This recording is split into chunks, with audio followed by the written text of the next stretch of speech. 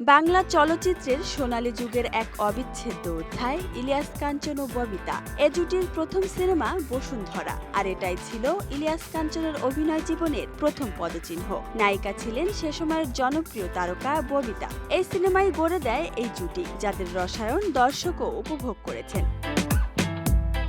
Ilias Kanchan brain টিউমারে আক্রান্ত হয়ে বর্তমানে লন্ডনে চিকিৎসাধীন রয়েছেন। সাবেক এই সহকর্মীকে নিয়ে স্মৃতিচারণ করলেন দেশবরেণ্য চলচ্চিত্র অভিনেত্রী ফরিদা আক্তার ববিতা। ববিতা বর্তমানে আছেন কানাডায়। বসুন্ধরা সিনেমার মাধ্যমে চলচ্চিত্রে অভিষেক ঘটে ইলিয়াস কাঞ্চনের। সিনেমাটি ব্যবসা সফল হয়, জিতে নেয় জাতীয় চলচ্চিত্র পুরস্কার। শ্রেষ্ঠ অভিনেত্রী হিসেবে ববিতাও পুরস্কার জিতেন। বসুন্ধরা সিনেমাটি নির্মাণ করেছিলেন পরিচালক সুভাষ দত্ত।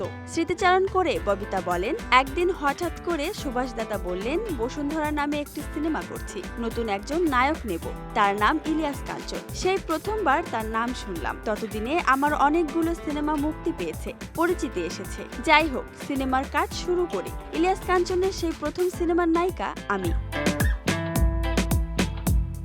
তিনি আরো বলেন, সিনেমাটি মুক্তির পর দর্শকদের কাছে প্রশংসিত হলো। এরপর এক এক করে আমি ও ইলিয়াস কাঞ্চন অনেক সিনেমায় জুটি হিসেবে অভিনয় করেছি। পরিচালক আমজাদ হোসেনের সুন্দরী সিনেমাতেও আমরা একসঙ্গে অভিনয় করেছি। আমাদের কাজ দর্শক প্রিয়তাও পেয়েছে, ব্যবসা সফলও হয়েছে।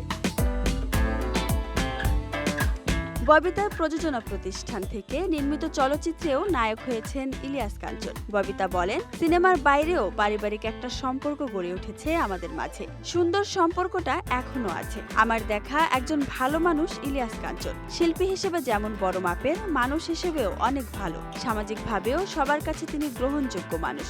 মানুষের জন্য নিবেদিত প্রাণ তিনি। ইলিয়াস কাঞ্চনের অসুস্থতার ঘটনায় মর্মাহত ববিতা বলেন, প্রার্থনা করছি তিনি সুস্থ হয়ে উঠুন। সৃষ্টিকর্তার কাছে দোয়া করছি মন থেকে, তার হাসি মুখ দেখতে চাই। ইলিয়াস কাঞ্চন সিনেমায় কাজ করার পাশাপাশি সাধারণ মানুষদের জন্য কাজ করে গেছেন। বিশেষ করে দেশের সড়ক ব্যবস্থা নিরাপদ রাখতে তিনি গড়ে তুলেছেন নিরাপদ সড়ক চাই সংগঠন। অন্যের জীবনের জন্য লড়াই করা এই বরেণ্য অভিনেতা আজ নিজের জীবনের জন্য লড়াই করছেন।